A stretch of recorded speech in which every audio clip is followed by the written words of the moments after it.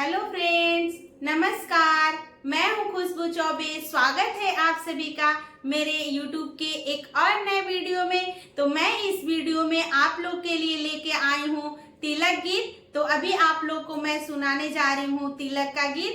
तो आप लोग हमारे वीडियो को पूरा अंत तक देखिए और एंजॉय कीजिए। तो अगर हमारा यह गीत, हमारा वीडियो आप लोग को आए तो हमारे वीडियो को एक लाइक जरूर कीजिए और शेयर जरूर कर दीजिए। तो अगर हमारे चैनल पे आप पहली बार आए हो तो हमारे चैनल को सब्सक्राइब जरूर कर दीजिए। और अगर हमारे फेसबुक पेज से आप लोग देख रहे हो तो हमारे फेसबुक पेज को फॉलो जरूर कीजिए और हमारे इंस्टा पेज को भी फॉलो जरूर कर दीजिए। तो चलिए मैं आप लोग को सुनाती हूँ अभी तिलक। तुहर जूरी न कबो दो चार पैसा, तुहर जूरी न कबो दो चार पैसा, चकलेटो न लैला सरवाजी कैसा, चकलेटो न लैला सरवाजी कैसा। तुहर जूरी न कबो दो चार पैसा, तुहर जूरी न कबो दो चार पैसा, चकलेटो न लैला सरवाजी कैसा, चकलेटो न लैला सरवाजी कैसा, चकलेटो न लैला सरवाजी कैसा। फ्रिज कूलर के छोड़ा न बात हो, फ्रिज कूलर के छोड़ा न बात हो, पीतल के गहना पर लागी जाला दात हो, पीतल के गहना पर लागी जाला दात हो। तोहर जाने गईनी बड़ुए विचार कैसा, तोहर जाने गईनी बड़ुए विचार कैसा, ड्राम सीटवो न लैला सरवाजी कैसा, ड्राम सीटवो न लैला सरवाजी कैसा, चकलेटवो न लैला सरवाजी कैसा।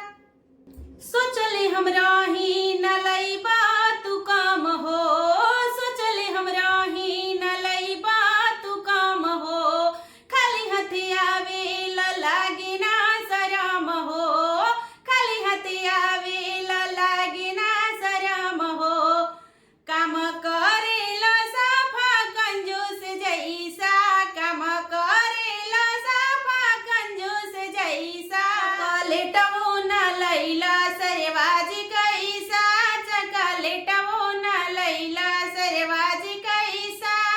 सरवाजी बानी बड़ा मनहूस जी, सरवाजी बानी रउआ बड़ा मनहूस जी, कुछो न लैनी दिल कैनी न खुश जी, कुछो न लैनी दिल कैनी न खुश जी, अरर जान गईनी बड़ुए विचार कैसा, सरवाजी बानी बड़ी मनहूस जी, सरवाजी बानी बड़ी मनहूस जी, कुछो न लैनी दिल कैनी न खुश जी, कुछो न लैनी दिल कैनी न खुश जी, जाके मांगिला रउआ उधार पैसा, जाके मांगिला रउआ उधार पैसा, तो कूलरवो न लैनी सरवाजी कैसा, रउआ फ्रिजवो न लैनी सरवाजी कैसा, ड्रम सेटवो न लैनी सरवाजी कैसा। तोहर जूरी न कबो दो चार पैसा, तोहर जूरी न कबो दो चार पैसा, रउआ फ्रिजवो न लैनी सरवाजी कैसा, रउआ एसी न चढ़वनी सरवाजी कैसा, रउआ एसी न चढ़वनी सरवाजी कैसा।